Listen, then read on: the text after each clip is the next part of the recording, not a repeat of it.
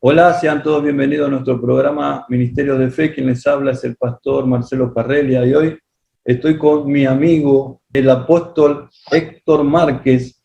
Él es argentino, pero está viviendo en México. Él fue el primer pastor en la iglesia de Olmos, en la ciudad de La Plata. Y hoy está aquí para contarnos su historia. Sea bienvenido, apóstol Héctor Márquez. Bueno, buenas tardes y buenos días a donde lleguemos a través de esta plataforma. Estoy muy contento contigo, primeramente, Pastor Marcelo, con la invitación que me han hecho a través de este ministerio y de esta plataforma. Gracias, apóstol, por sus palabras. Bienvenido.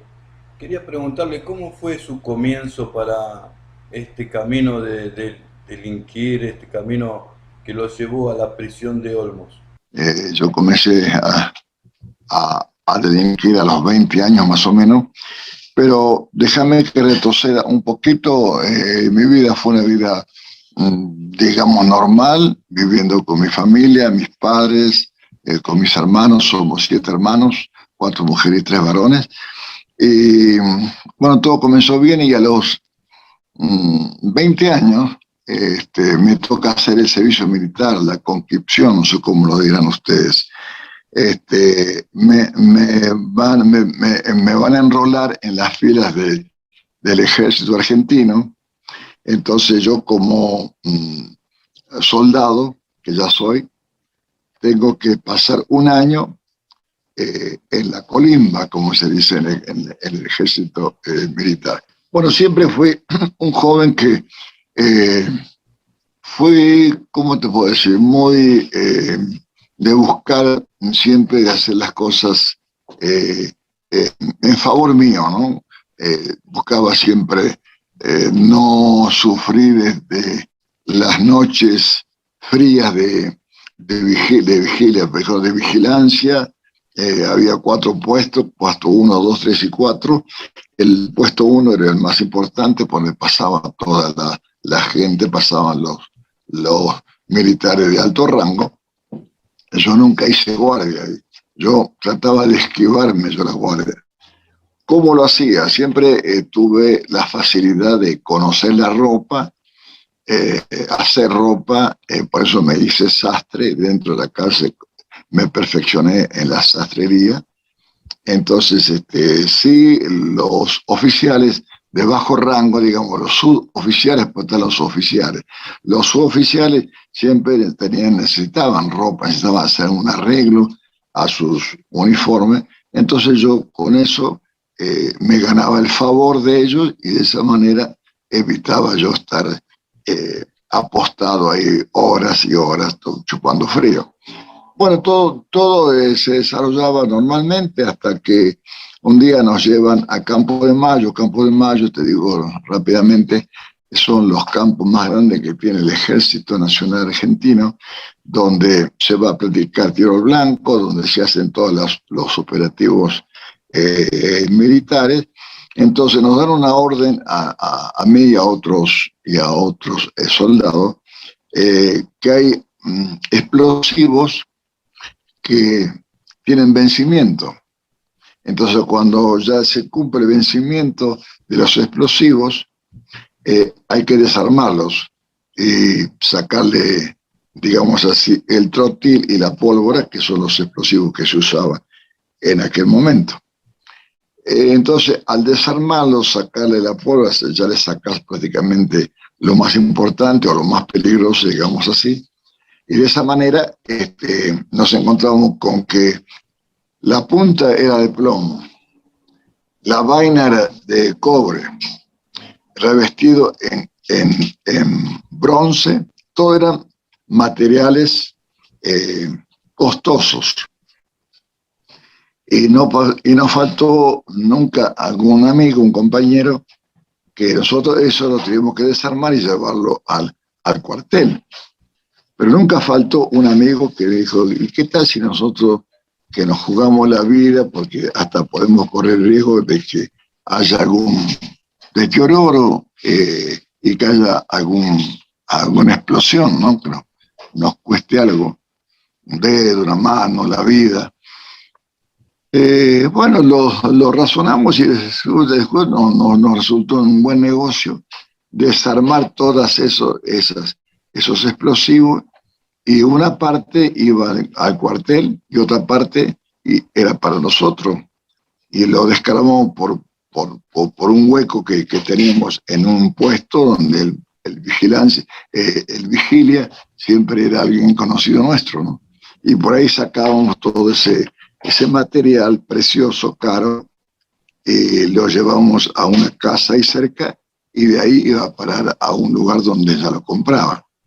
Bueno, todo eso no nos dio, digamos, una gran ganancia, ¿no? Pero más o menos cuando está en servicio militar, por lo general los soldados no trabajan, no perciben nada, todo es a base de que el ejército te lo dé.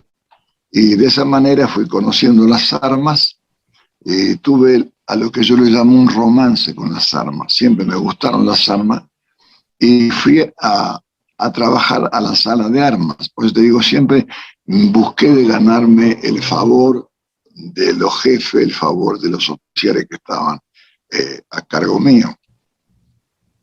Y sucedió que ya vi que no solamente era el material que descartábamos los explosivos vencidos, sino que ahora ya tenía acceso a la sala de armas, y ahí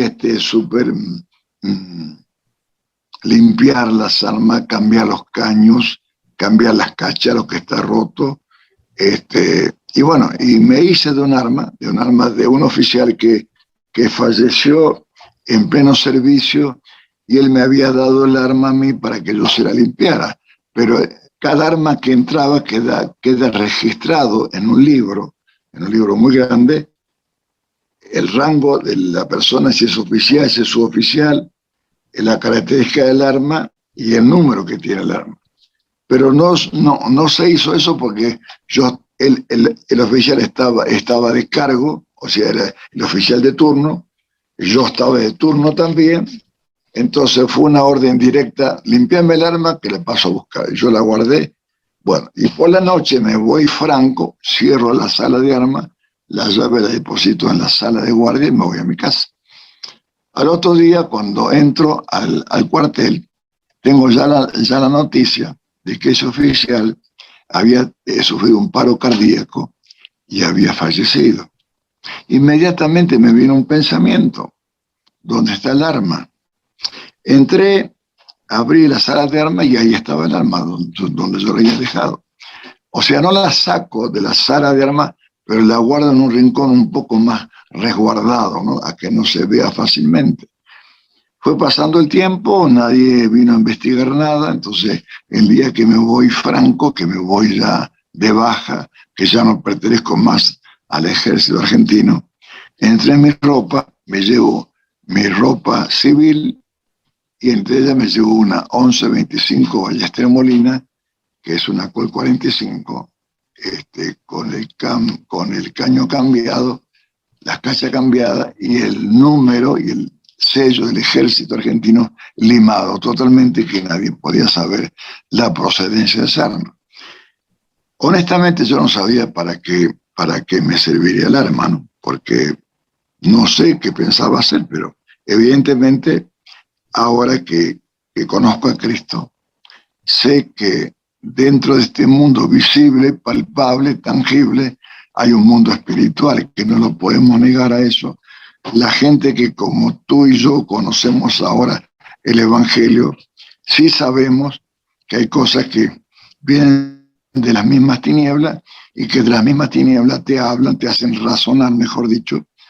Y así fue que mi vida entró en un desliz de drogas, de asaltos, de robos y todo esto, porque yo ya no quería trabajar. Yo lo que quería era el dinero. Todo esto me llevó al día de hoy, Marcelo, al día de hoy, que estoy en México y que hace ya 30 años que sirvo a Cristo, a entender o a discernir, hablando bíblicamente, cristianamente, cómo hay muchos jóvenes que no entienden que las tinieblas también hablan. Quizás no tengan una voz audible, pero sí tienen una voz como un razonamiento que te hace razonar.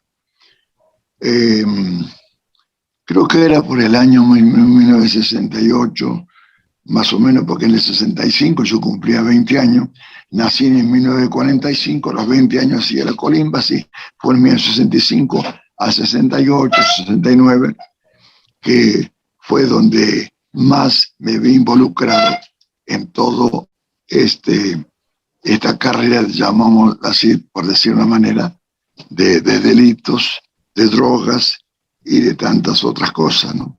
Entonces, todo eso me llevó a vivir muy mal, porque yo sabía, conscientemente estaba, creo que estaba haciendo, no era bueno.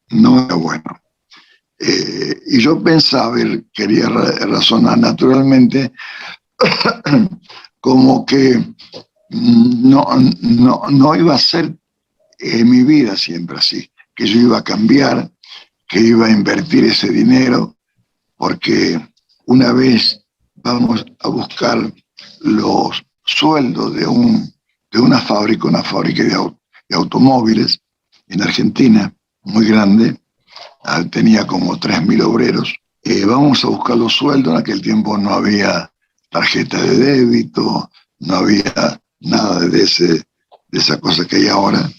El dinero era cash y lo llevaban en camiones blindados. Entonces, cuando entramos a la fábrica, a las oficinas donde vamos a buscar el dinero, donde debemos de asaltarlos, adentro de la fábrica hay un camión blindado que había entrado a dejar el dinero que nosotros nos íbamos a llevar.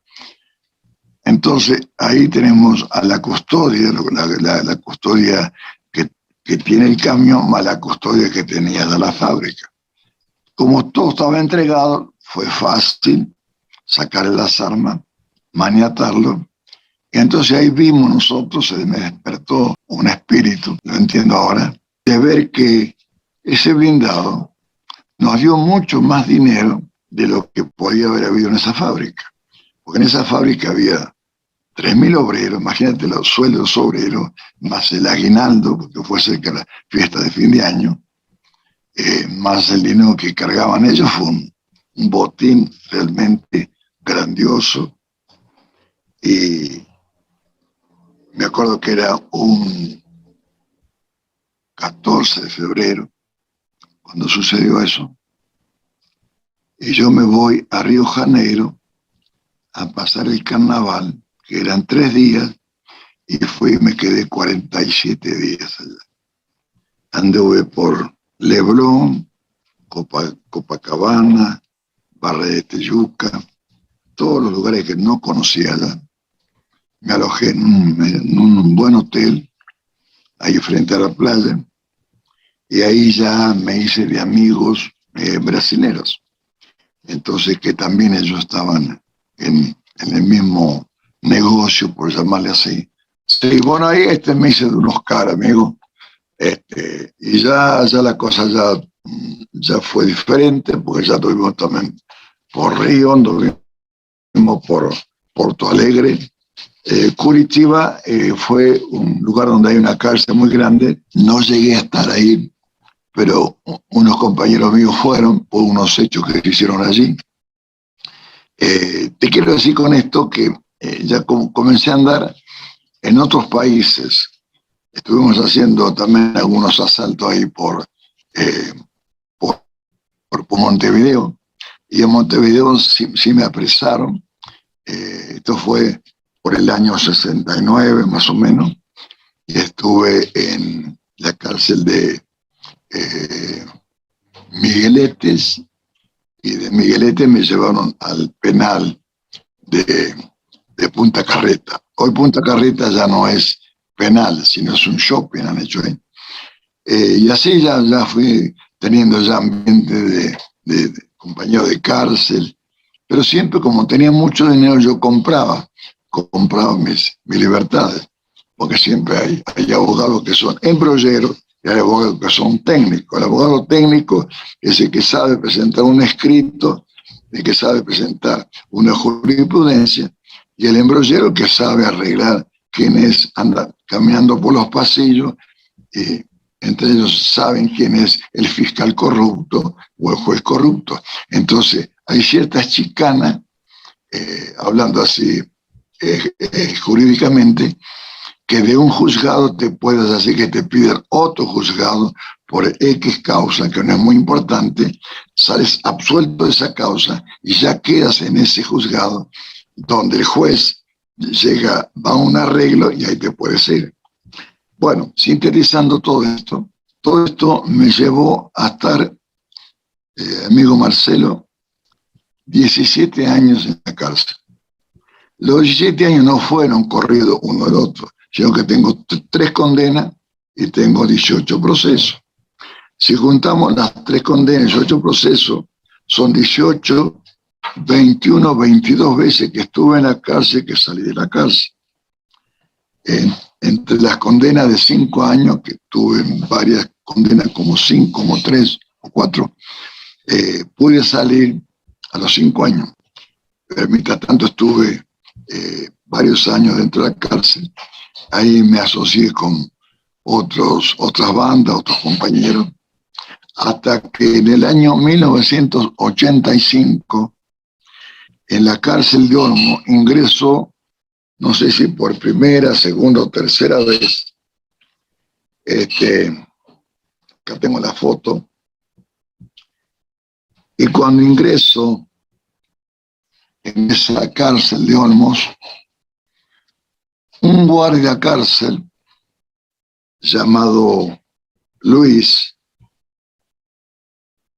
yo no lo conocía al hombre, me recibe y me dice: tú eres el siervo que vienes a ocupar el lugar de este pastor que se va a ir en libertad.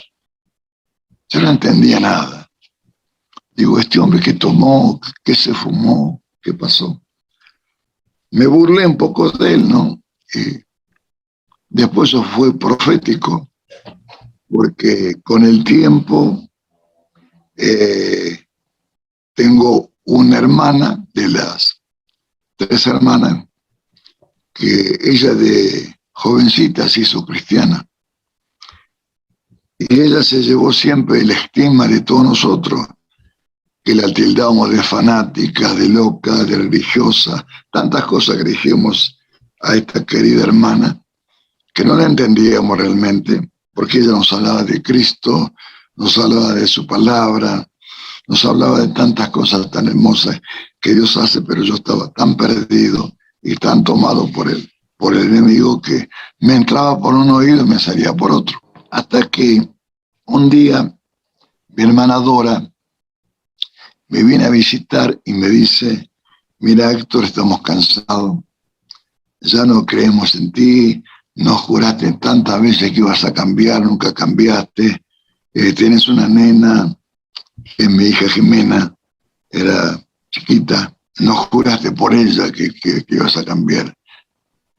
Y yo no sé, me decía mi hermana, ¿por qué no puedes cambiar? Y yo me preguntaba eso, ¿por qué no puedo cambiar? Y evidentemente la gente quiere cambiar, pero no es el que quiere cambiar, sino de que Dios quiere y hace el cambio. El cambio no se produce porque uno lo desee, lo anhele, o lo diga o lo busque.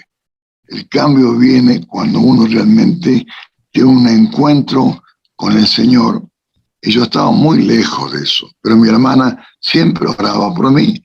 Me daba mucha vergüenza que ella viniera a un grupo de personas que es gigantesca esa cárcel, tenía 4.000 presos, yo era uno de ellos, y mi hermana entraba con una Biblia a visitarme, a traerme unas cosas que yo necesitaba de mi higiene personal,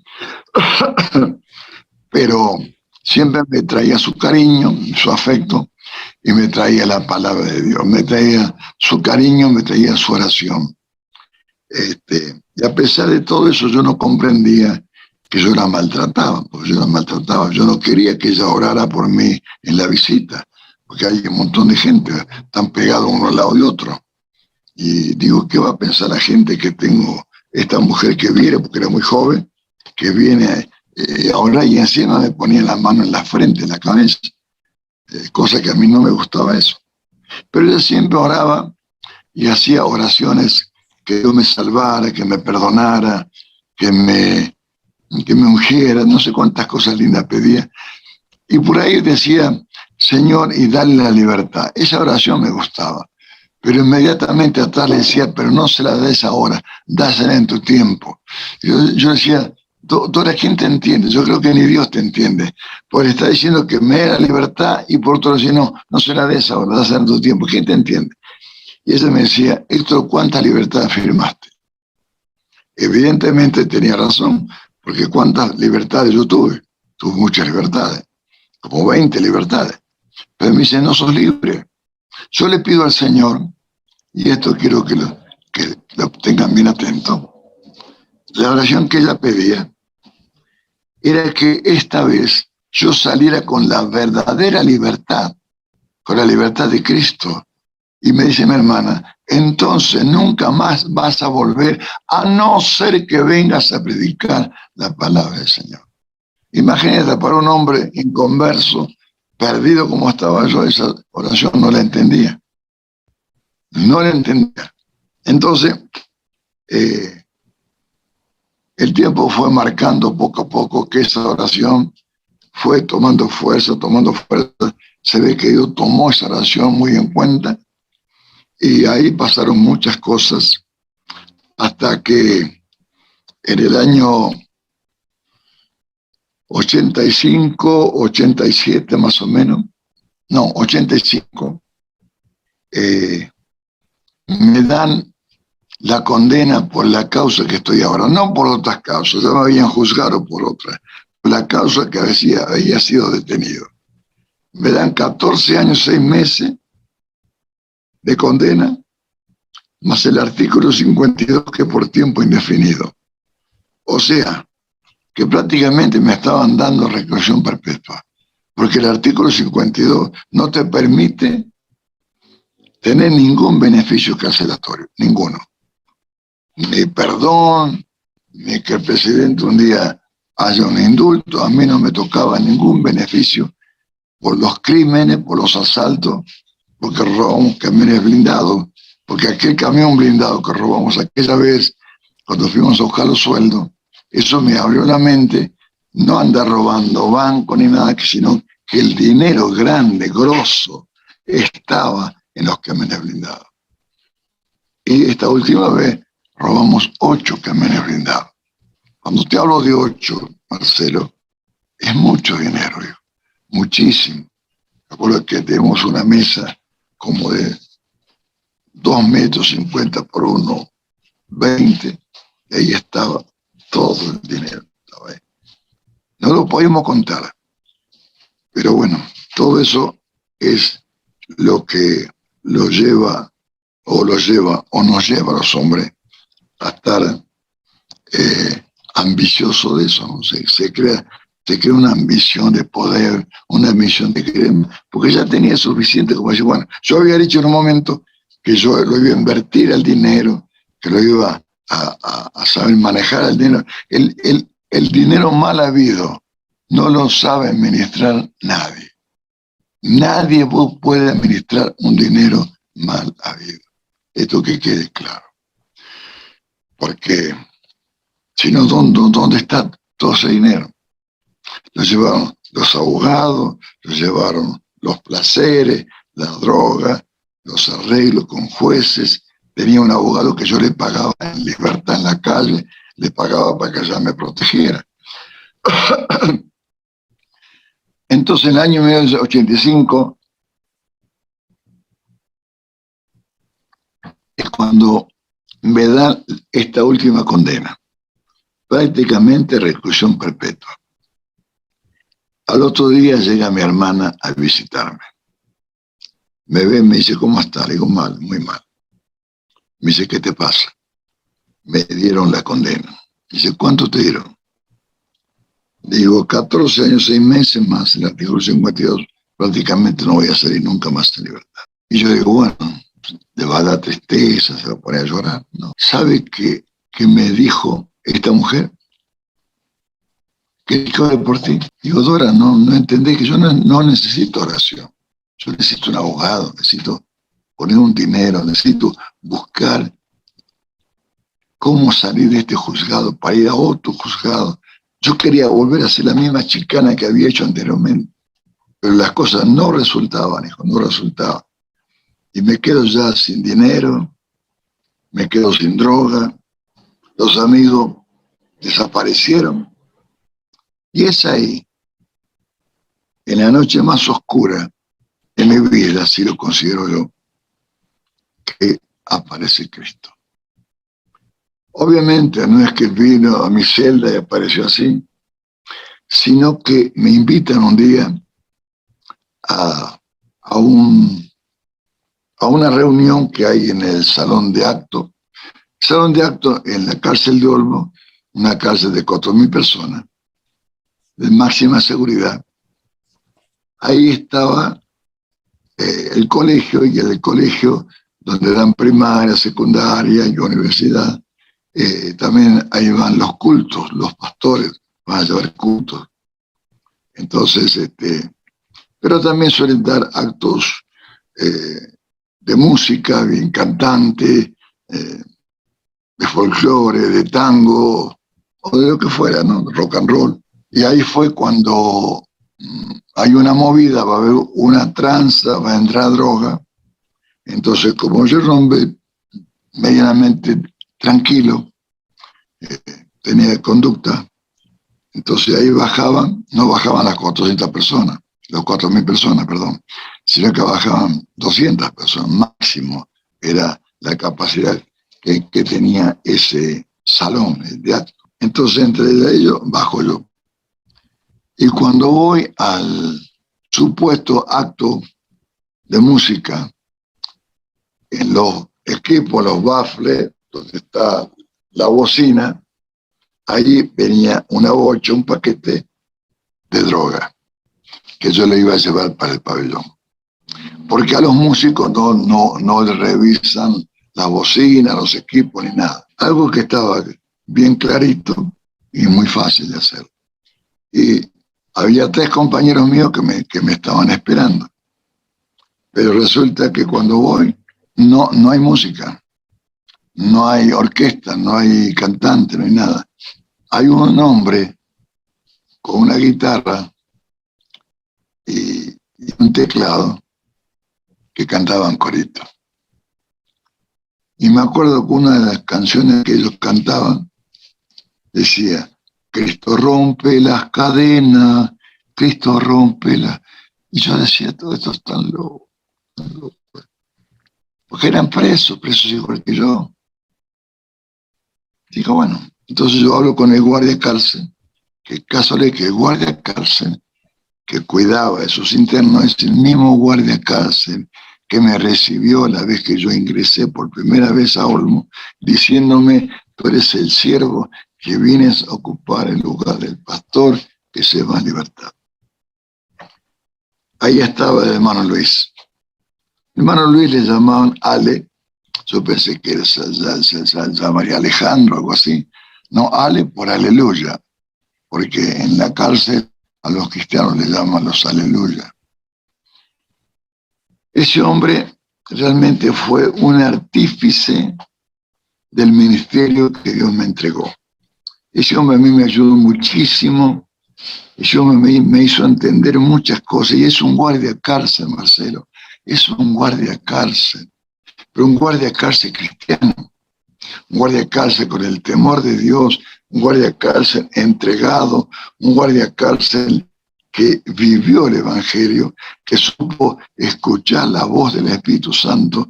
Cuando yo ingresé, le dijo: este es el hombre que tengo elegido para esta iglesia. Ya había una iglesia dentro de la cárcel de Olmo. Yo no fui el inventor de la iglesia. Esa iglesia, claro, ya estaba fragmentada, había un montón de problemas, porque el pastor ya se quería en libertad, tenía todas las cosas, pero no se iba. Y él recibe por el Espíritu Santo de que no se va, porque Dios tiene que mandar otro siervo a que ocupe el lugar de él. Y resulta que el siervo, según el guardia cárcel, si vos soy yo, que vengo a ocupar el lugar de Antonio, se llamaba el otro pastor. Bueno, la cuestión que cuando yo ya comienzo a involucrarme, a bajar a los cultos, el hermano Luis, el guardia cárcel, tenía otro amigo de él llamado Luis también, Luis Tesi, que ese hombre, mi padre espiritual, su nombre de la Asamblea de Dios, que era un hombre que no podía estar en su casa si no venía a visitar a los presos. Y él nos vino a visitar, él me habló del Evangelio, él oró por mí, por imposición de sus manos yo recibí la promesa del Espíritu Santo, y ahí es cuando recibo la promesa del Espíritu Santo con la evidencia de las nuevas lenguas. Yo no entendía nada que estaba pasando a mí, pero algo me decía que esto era hermoso, que esto sí lo tenía que aceptar, y lo acepté, y fue algo que nunca me imaginé, que aún dentro del mismo infierno, porque la cárcel es un infierno, infierno de droga, infierno de maldad, de buscar como una, ¿cómo te puedo decir? Algo como una selva, ¿no?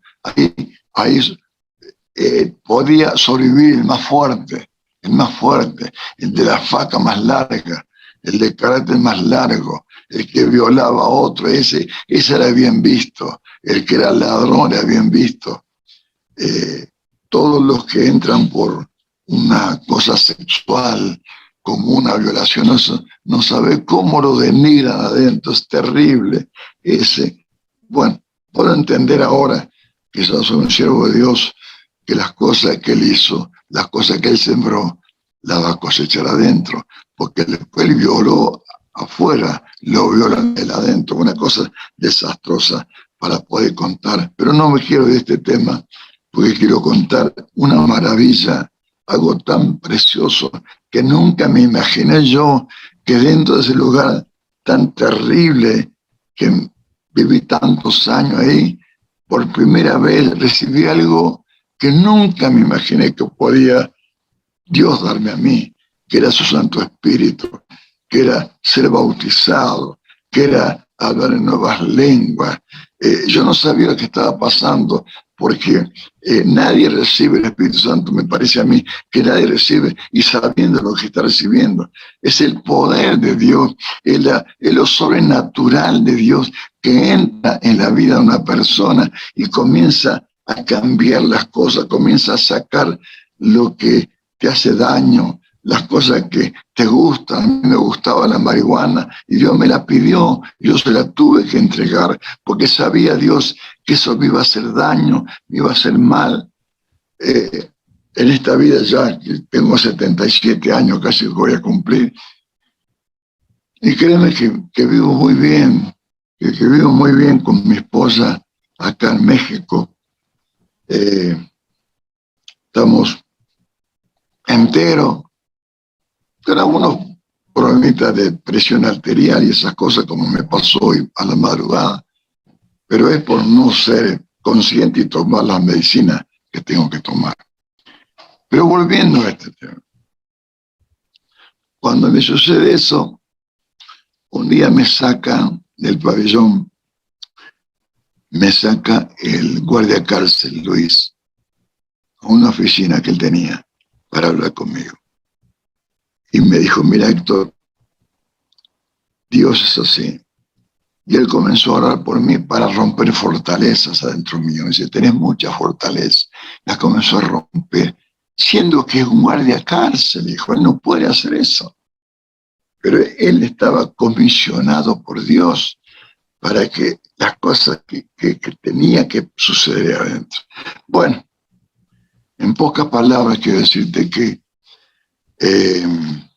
lo que sucedió en Olmo el año 85 hasta el 91 que estuve en esta última causa, porque yo acabo de decir que no iba a salir nunca más. ¿Cómo es que salgo en el año 1991? Acá viene el tema ahora. No soy pastor, pero siempre fui líder. He leído unos libros que dicen que el líder nace, que el líder se hace. Yo no sé si el líder se hace o nace. En el caso mío personal, yo fui siempre líder. Si fue cuando era chico, yo juntaba a los chicos para jugar en partidos de fútbol. Yo sabía a quién iba a buscar la pelota, dónde era el campito. O sea, yo lideraba a los chicos para jugar al fútbol. En el colegio me pasaba lo mismo. En el servicio militar me pasaba lo mismo. Ahora, en la delincuencia también yo era el jefe, era jefe de la banda, el líder, digamos así. Y hasta que me di cuenta que ahora también hacía ser líder de esa iglesia, porque esa iglesia que nació con 5 hermanitos, ya estaba la iglesia, pero se había deshecho. Cuando ya me hago cargo, el pastor se va en libertad. Inmediatamente, al otro día que me hago cargo, estoy en visita con mi esposa y me llama el guardia de cárcel Luis, me dice, vamos a hacer una oración porque Antonio se va y tú vas a ocupar su lugar. Había una radio interna al penal que transmitía nada más que para adentro. Me hago cargo de la radio, me hago cargo del culto, bajo la gente, entrevisto a los pastores, primero en un programa de por radio, después el culto general, y ya voy mamando el ambiente cristiano, voy mamando lo que es bíblico, escuchando a los pastores como predicaban. Vinieron muchos pastores, hermano, muchos pastores carcelarios. Los recuerdo con mucho cariño a cada uno de ellos, los podía mencionar, nombrar, son muchísimos. Amigos míos que me ayudaron, que me mentorearon, que oraron por mí, y ellos veían mi liderazgo. Y a fuerza me querían llamar pastor. Digo, no, yo no soy pastor, ni lo quiero ser. Pues yo entendía que era una gran responsabilidad, que yo no la quería. Hasta que poco a poco fue Dios llamándome, hasta que esa iglesia de cinco presos, entre ellos de uno de ellos, en 5 años llegó a crecer tanto, pero tanto, que llegó a tener esa iglesia 1.250 hermanos, bautizados, tomado Santa Cena y liderando dentro de la cárcel. Habíamos hecho todo un ministerio dentro de la cárcel, muy grande, la cárcel de Olmo. Hay talleres de sastrería, herrería, carpintería, panadería, automotor, carnicería, la cocina. Entonces, en cada área yo ponía un líder, un hermano, con 2 hermanitos, un líder, que yo lo reconocía con 2 hermanos y andaban evangelizando. Tenía otro grupo que evangelizaban en la visita. Y nosotros hacíamos en la panadería, hacíamos unos bizcochos con una factura para que la familia nuestra entrara a tomar algo caliente, gratuitamente, tomar algo caliente con un bizcocho. Entonces, cambió tanto la atmósfera de la cárcel de Olmo. Cuando yo la iglesia tenía 1.200 hermanos en Cristo, ya trabajando en el ministerio, que eso fue como una explosión espiritual, una bomba que estalló dentro de la cárcel de Olmos. Porque en esa cárcel, de tanto sufrimiento, de tantos crímenes y muertes que no se pagaban, porque alguien le metió una puñalada al otro, nadie veía a nadie. Todo el mundo sentía el puntazo que le pegaba a uno, se daban vuelta y todos miraban para otro lado. Entonces aparecía el guardia y preguntaba, yo no vi nada, nadie veía nada. Entonces el crimen no se paga, esa vida no vale nada. Y en ese lugar, que resplandezca el Evangelio, hay que ver y captar la magnitud de Dios, de meter su mano en el mismo infierno y rescatar estos tizones fuimos nosotros con 5 hermanos en ese lugar para cambiar totalmente, porque esa cárcel no sabe lo que cambió, hijo. Cambió totalmente. Yo ya era el líder principal de ahí, hasta que un día vienen 7 pastores, los puedo mencionar cada uno de ellos, en un servicio, me ungen pastor. Y ahí la cosa ya cambió, porque Dios me amplió, me amplió mi cerebro, mi entendimiento, me entró su palabra, comencé a entender la palabra, pero no la palabra literal, sino la palabra revelada, porque la palabra tiene 2 facetas, hijo. La palabra te va a traer el conocimiento literal y también te va a traer el conocimiento espiritual. Te va a hablar a tu vida, te va a hablar a eso que esté escondido, a eso que no querés que se ventile, que no lo querés blanquear, a eso que lo querés tener guardado. La palabra siempre le habla a eso. No, la palabra nunca le habla a lo que se ve. La palabra siempre le habla a lo que no se ve. Y ya comencé a experimentar estas cosas tan subliminales, tan preciosas, que, bueno, yo era sastre, yo tenía una sastrería y tenía mucho acceso a la dirección, al director y a los guardias del penal, porque en mi sastrería no hacía ropa para presos, porque usábamos un uniforme, sino que hacíamos ropa para afuera, para vender, para ayudar a mi familia, y los hermanos que trabajaban conmigo en sastrería también. Pero también hacíamos ropa que me pedía la dirección o la gobernación. Así fui conociendo a la esposa del gobernador, que traía mucho trabajo a sastrería, y como sastre, y como pastor, que ya era, yo andaba suelto todo el día. Así que en el año 1990, mi esposa se va a la visita, ella ya no venía los domingos, podía venir cualquier día, y la visita mía no era dentro del penal, era en una oficina que me habían dado a mí como pastor, porque la gente de visita salía y querían ver al pastor. Y el director un día me llama y me dice: yo no puedo hacer que esa gente quiera hablar contigo, que yo soy pastor. No pueden entrar a máxima seguridad. Digo, bueno, no sé cómo vamos a hacer. Entonces me dice: hace una cosa. Acá tengo una oficina al lado mío que está muy fea, arreglala, pintala, ponete un escritorio ahí y ponete ahí a aconsejar a esa gente. En pocas palabras, me dan una oficina pastoral en dirección, donde entra y sale la gente. Los pastores que me visitaban, ellos saben todo esto, vieron todo esto que pasó, el trato que Dios tuvo conmigo, la forma en que me levantó, la forma en que me ungió y la forma en que me dio. Que había otras iglesias de afuera que nos venían a visitar. Todos esos trámites los hacía yo, porque yo tenía acceso al director o al jefe de penal. Yo era el que pedía los permisos para la gente entrar.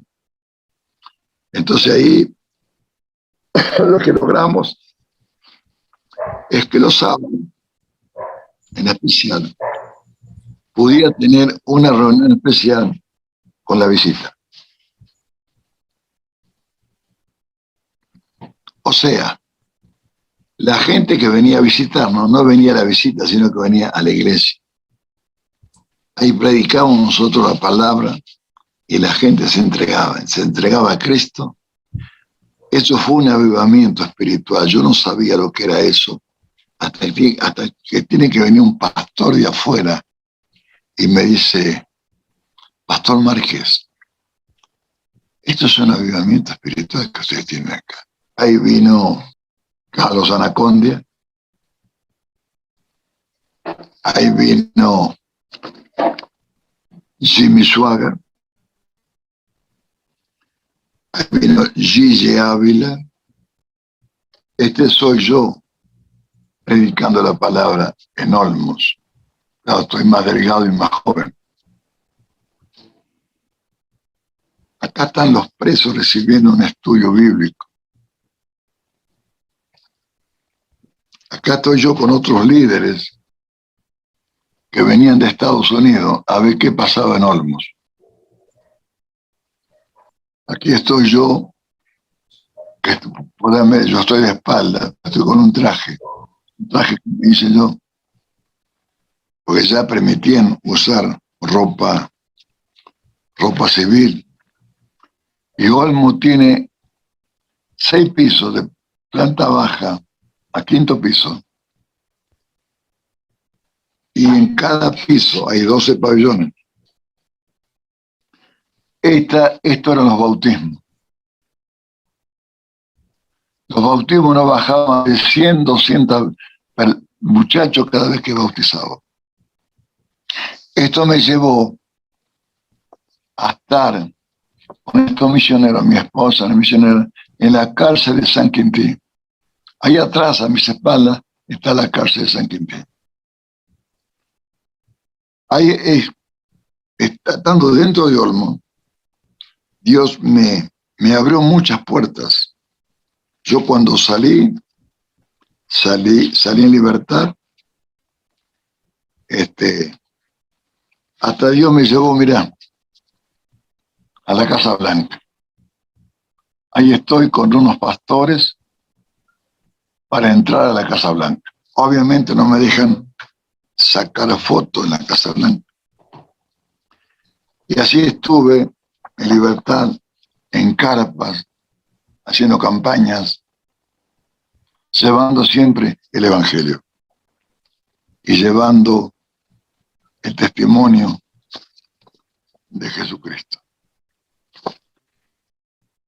Salí en libertad en el año 1991 con un milagro que Dios hace.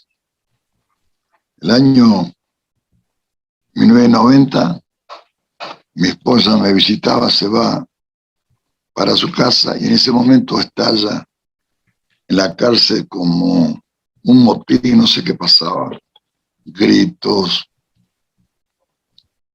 Todo el 4º piso, son 12 pabellones, todo el 4º piso era cristiano. Si vos multiplicas 12 pabellones por 80, te va a dar más o menos 840 prisioneros cristianos. Había más de 80 unos pabellones. Otro pabellón del 3er piso, ya teníamos casi la mitad del 3er piso ya ganado. Pabellones de planta baja que teníamos ganado, que es donde yo vivía. Y el 5º piso era de trabajadores. En el 5º piso, pabellón 7, yo tengo todas las cosas que hablan de eso que te voy a contar ahora. Hubo como un motín, pero no fue un motín, fue un accidente de 2 presos que se pelean jugando al fútbol. Como era pabellón de trabajadores, el guardia cárcel que los vigila no lo quiere sancionar, sino que realmente cortó el recreo y los llevó para el 5º piso. Estos 2 muchachos suben y siguen la pelea arriba. Y para calentarnos la comida o para hacernos algo para comer, en aquel tiempo existía un calentador que era a gas de queroseno, se llamaba Bran Metal, y el queroseno te lo tienen que vender adentro. Entonces cuando se pelean, uno agarra una faca, un puñal, otro agarra otra cosa, y uno agarró un calentador de esto que estaba encendido y se lo tiró al otro. El otro se esquivó, el calentador se cayó al piso, se desparramó el queroseno y se prendió fuego. Pero nadie miraba el fuego, todos miraban la pelea, hasta que los colchones se prenden fuego, y los colchones son de goma espuma, se llama poliuretano. Y esos colchones, cuando se prenden fuego, largan un humo tóxico que cuando lo inhalas, automáticamente queda descerebrado. Yo cuando escucho eso abajo, subo, pienso que es el cuarto piso, que son los hermanitos en Cristo. Subo para arriba, pero no era el cuarto piso, era el quinto piso. Los guardias se asustaron pensando que era un motín, se van para abajo y se llevan la llave. Y la peor es que se llevan una llave que como una llave así, para abrir el agua para incendios, para la manguera de incendio. ¿Y con qué vamos a sacar agua nosotros? Entonces hago abrir con otro guardia en el cuarto piso, que eran todos hermanos, que me ayudaran. La puerta no tenía candado, sino que tenía un pico que es como una llave así. Y era muy costoso abrir esa puerta. Nos costó muchísimo romperla y abrirla. Y los muchachos, los gritos adentro, que se morían. 44 muchachos, 45, perdón. 11 rescatamos con vida. Los otros 33 murieron. Pero no quemados, murieron descerebrados. Algunos yo les tomé la oración de fe ahí en la agonía para que su alma se fuera con el Señor. Yo lo hice eso porque eran mis compañeros. Yo no hice especulando nada. No vayan a pensar que yo lo hice esperando un beneficio. No, yo entré porque eran mis compañeros, nada más. Dios sabe esto. Bueno, inmediatamente aparecieron los familiares de todos los presos. Aparecieron los derechos humanos, aparecieron la televisión, aparecieron los canales, apareció todo el mundo ahí. En la puerta había, ¿qué pasaba? Me manda a llamar el director, sabiendo él que yo estaba metido en el medio de esto, y me dice, mira, salí, ahí afuera están las cámaras, andá y decirle lo que pasó, que esto no fue a propósito, que esto fue un accidente. Le digo, señor, ¿cómo voy a salir yo? Que yo soy un preso y usted es el director. Usted tiene que hacer eso. Me dice, yo soy el director, pero tú tienes autoridad porque tú estuviste ahí, me dice. Ve y decirle. Entonces cuando salgo, me agarran todas las cámaras en vivo, Canal 13, Canal 11, los canales de mayor rating en Argentina.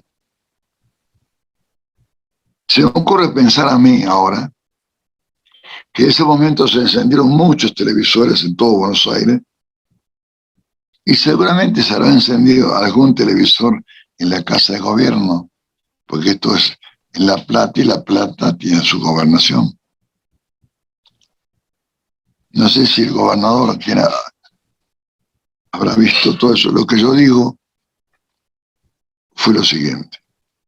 Por favor, les pido que no hagan esto de un circo romano. Esto fue un accidente, una desgracia.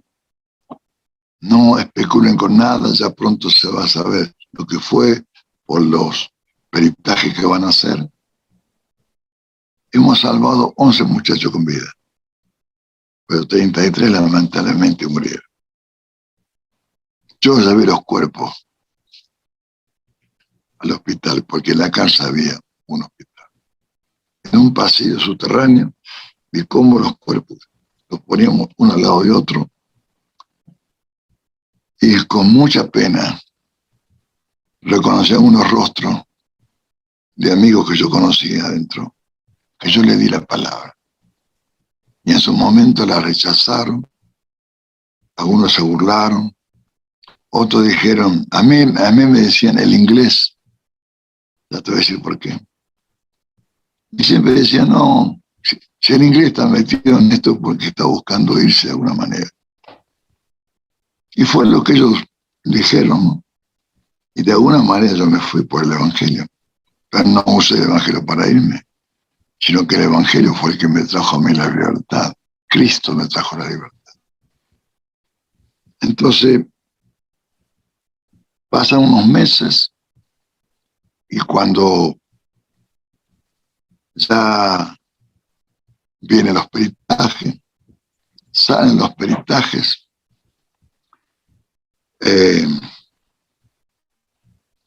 la iglesia era tremendas que pasaban, unos milagros había terribles. Milagros de todo tipo, todo lindo. Hasta resucitó un muerto adentro. No te lo podía decir porque yo no estuve ahí. Fue en un líder, en un pabellón, no sé qué pasó con un hermanito y le impusieron mano, oraron por él y lo levantaron. Y no sé cuánto tiempo estuvo muerto porque llamaron a los médicos y los médicos, saben, como siempre llegan tarde. Unas cosas tremendas pasaban. Nosotros teníamos los días viernes de testimonio, eran más que testimonios, había tremendo. Las iglesias de afuera venían a ver qué pasaba en Oruro. Ahí vino Freyson, con el vicerrey de Reyes. Ahí vino el pastor Guillermo Prey, que es el pastor de la iglesia más grande de la Unión Asamblea de Dios. Ahí vino Juan Crudo, de la Asamblea de Dios. Muchas iglesias, de todas las denominaciones. Hasta Gigi Ávila vino Stanley Black, el traductor de Jimmy Swaggart.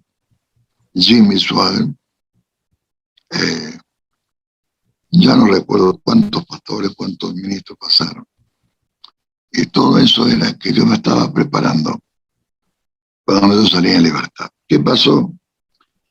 Que cuando ya tiene el peritaje, la gobernación, yo ya estaba penado.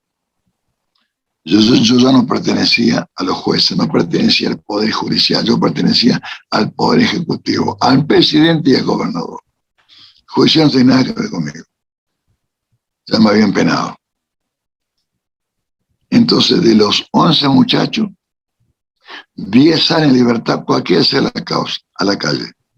El número 11 los llevan a un loquero, que no quedó bien ese chico.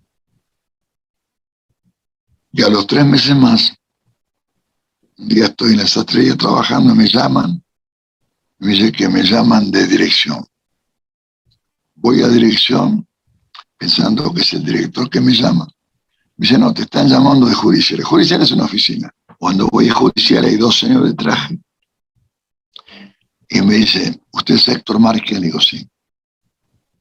Bueno, me dice, le queremos notificar, nosotros somos de la gobernación, usted pertenece al Poder Ejecutivo de la Gobernación y el gobernador Antonio Cafiero ha decretado sacarle el artículo 50. Escucha esto, me sacaron el artículo 52.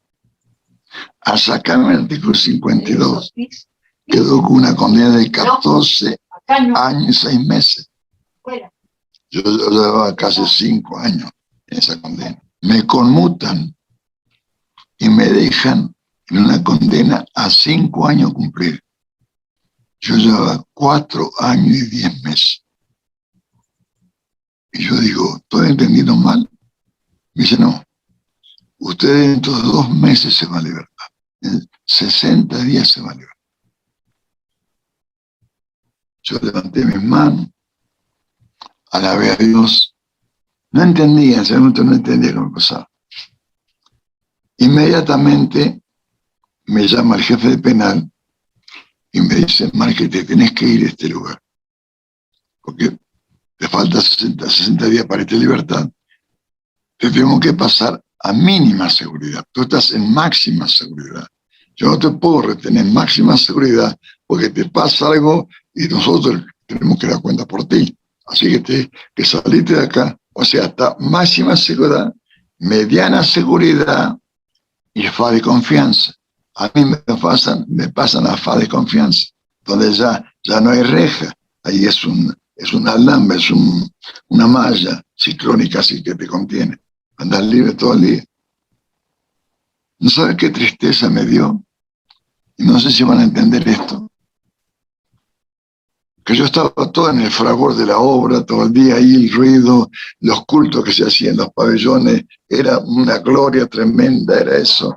La gente que venía a la visita, ya los domingos, desde el sábado a la noche está haciendo cola, están escuchando alabanzas, oración, cada una de las personas entraban con Biblia en la mano. Las familias entraban con Biblia que el interno le había regalado.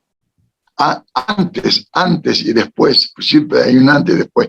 Antes de que entrara Cristo se hiciera cargo de la cárcel de Olmo, los familiares serían doblados de problemas que ya tenían de por sí, del familiar que tenía adentro, que le pedía andar a ver al abogado, tráeme esto que necesito, anda a ver a mi esposa, anda a ver a mis hijos, a ver qué pasa. Y ahora venía a ver familia, y familia ya era cristiano, y los ministraba a su ser querido, salían con una sonrisa, salían porque veían que el familia estaba cambiado, y la familia los animaba a ellos, congréguense, vayan a la iglesia, la de Cristo era una gloria tremenda, ese nombre es tremendo. Y yo, estar en el medio de ese fuego del Espíritu Santo, me sacan a falta de confianza y me prohíben entrar a máxima seguridad, donde tengo la sastrería y donde tengo el culto, la iglesia. ¿Sabe qué digo? Yo renuncio a esto, quiero aquello. Me dice, no, vos estás loco. ¿Cómo ahora que estás por irte? ¿Te querés meter adentro? No. Aparte que nosotros no podemos hacer eso. Hasta que hablé con el director. Un día temprano fui a la oficina, me esperé. A mí ya no me llevaba ni me traía nadie, yo me voy a solo. Voy a hablar con el director. Me hace pasar y me dice, ¿qué pasa, Márquez? Mire, señor, y le planteo lo que está pasando. ¿Cómo puede ser todo lo que se hizo acá? Usted sabe que lo hicimos nosotros, obviamente con la ayuda del Señor y con la ayuda de ustedes. Esa radio que transmitía por cable, de pabellón a pabellón, y una bocina, la reemplazamos nosotros. Ahora transmitíamos, pero por onda, o sea, que salíamos en frecuencia modulada, en una radio, que le cortaban la AM, amplitud modulada, y dejaba la frecuencia modulada, donde en aquel tiempo, años atrás, se pasaba solo música. Ahí salimos en 1550 de frecuencia modulada, salimos nosotros con esta radio L1, porque la casa es L, Lisandro Olmo, unidad 1. El servicio penitenciario bonaerense tiene 36 cárceles en toda la provincia de Buenos Aires. Esta era la número 1. Escucha bien, que no se te escape. Y le digo, ¿y ahora qué hago? Le digo, yo sé que esto es un beneficio, en 2 meses ya me voy a mi casa, me acaban de notificar que el viernes ya me puedo ir para mi casa, estar con mi esposa y mi familia sábado y domingo. ¿Es verdad? Sí. Le digo, pero ¿y la iglesia? ¿La sastrería? Tengo ropa que entregar todavía. No quiero que se pierda esa ropa, no puedo quedar mal con las entregas que yo ya tengo con los fabricantes. Y el director me miraba nomás. Dice, bueno, mira, hagamos una cosa. Te voy a dejar entrar a la sastrería 2 veces a la semana. El culto te voy a dejar entrar los días que hay culto o los pastores que vienen de afuera. Pero vienen varios pastores de afuera. Entonces los pastores venían como a las 2 de la tarde, se reunían en la sastrería conmigo a tomar mate, tomar un té, un café, y ahí salíamos todos juntos. Yo era un pastor más, por eso estoy vestido así, como te acabo de demostrar. Este soy yo. Ves que estoy con un traje. Entonces, cuando viene Carlos Anacondia, pasó ese día, es un Dios, es un hombre muy usado por Dios en liberación, todas esas cosas. Y él se pensó que yo era un pastor de afuera de la calle. Hasta que dije, no, yo soy un pastor interno. Y él me dijo esta palabra. Tú pronto vas a salir en libertad. ¿Quién le dijo? No sé. Pero esta cárcel es atípica. Acá no hay mujeres, ¿verdad? No, somos todos hombres. acá no hay dinero, no manejan dinero. Le digo, no, el dinero se deposita en contaduría y nosotros lo debitamos en una tiendita que hay adentro, comprando las cosas que necesitamos. Ok. Cuando salgas en libertad, cuídate de estas dos cosas, del dinero y de las mujeres. No que las mujeres sean malas, me dice, pero cuídate de eso, porque hay muchas veces grandes hombres de Dios que han caído por estas dos cosas, el dinero y la mujer. Carlos Anacones me dio su consejo, lo atesoré en mi corazón, lo respeto como hombre de Dios, y realmente fue muchas cosas muy ciertas que él me dijo. Entonces, el director me permitió, entonces yo entraba 2 veces por semana a la sastrería, entraba 3 veces por semana al culto, tenía contacto con mis hermanos, pero no podía estar con ellos. Los veía así medio distante, podía orar por ellos, y mi hermano, claro, lo hacía. Pero luego yo me iba. Entonces fue preparando para que otros líderes ocuparan mi lugar. Y en el 14 de marzo de 1991, a la 1 de la tarde, me está esperando afuera mi esposa, mi hija, mi suegra y mi hermana. Yo salgo en libertad. Antes de pisar la calle, yo me agarré a 2 columnas que hay ahí y le dije, Señor, esta libertad yo no me la merezco. Pues yo te prometo, Señor, y te pido que gastes mi vida en el ministerio.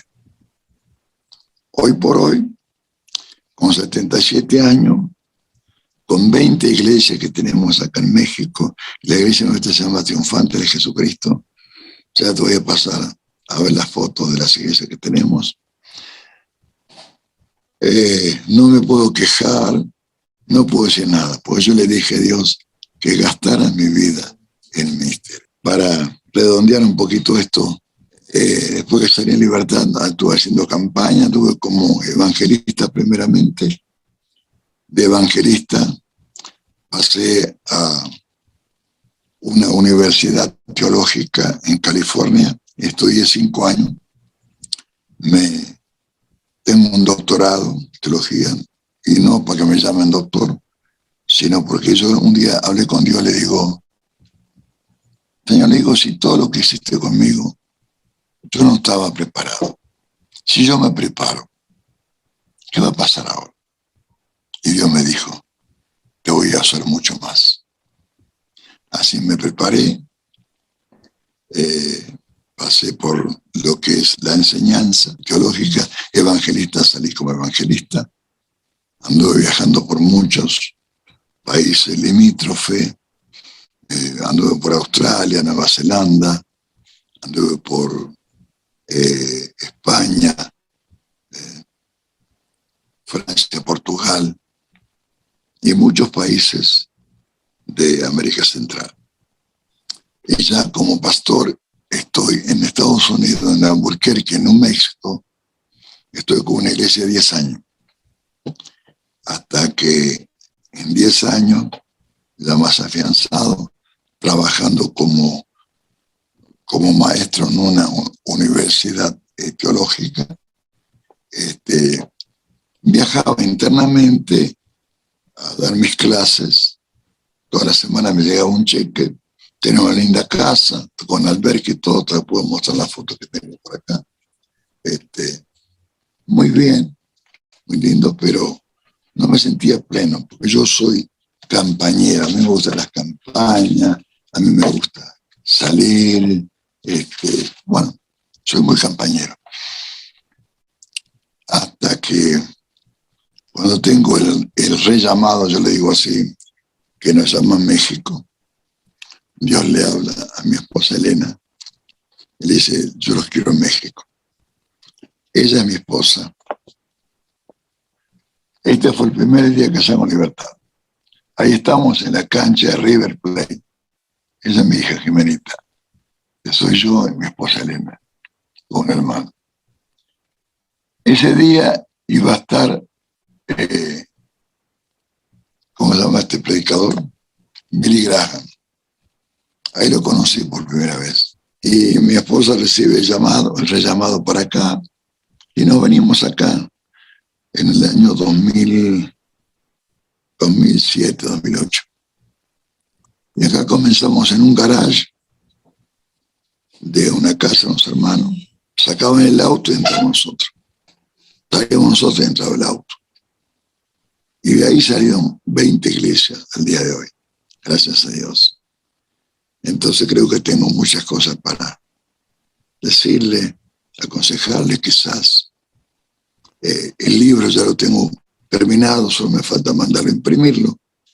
El libro de mi testimonio. Y también en YouTube tengo un video, Héctor Márquez, alias el inglés. Si alguien quiere entrar en contacto con usted, ¿cómo podría hacer para entrar en contacto? Bueno, muy fácil, en Facebook, ahí estoy, busquen la página Triunfante de Jesucristo, Iglesia Triunfante de Jesucristo. Como hay varias iglesias, busquen una que estoy yo, mi foto con mi esposa, y ahí me van a encontrar, me pueden. Y también y también como apóstol Héctor Márquez en el Facebook. Amén. ¿Podría orar por nuestros oyentes para terminar? ¿Cómo no? Con mucho gusto. Quiero orar por ti, Marcelo. Amén.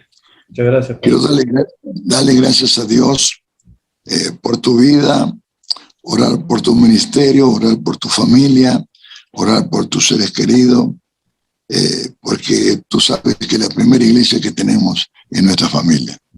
Amén. A Dios no lo vamos a impactar porque le llevamos un estadio lleno de gente. Sí, qué bueno que lo hagamos, pero Dios te va a decir, ¿y dónde están tus hijos? ¿Dónde está tu familia? Padre, en el nombre de Jesús, te doy gracias por este ministerio de Marcelo.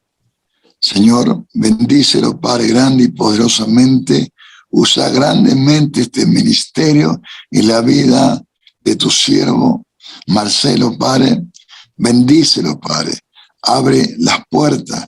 Él está batallando en las esferas celestes, está golpeando con tu palabra, Padre. Yo sé que es un hombre de fe y es un hombre de obras.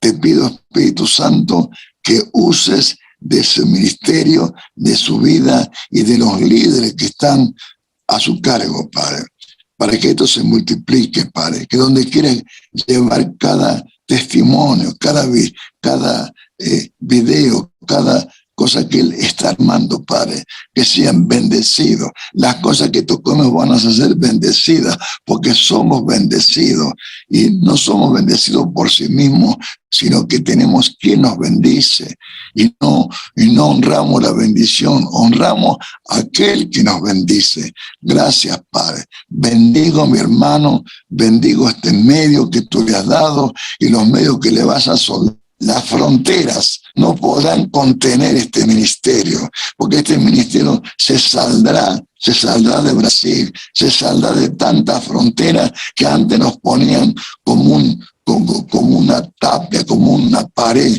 No tendrá limitaciones, Padre, porque le estamos sirviendo a un Dios que no tiene límites. Gracias, Padre. Bendigo también a la audiencia, a donde quiera que lleves este video, este testimonio, en el nombre de Jesús de Nazaret.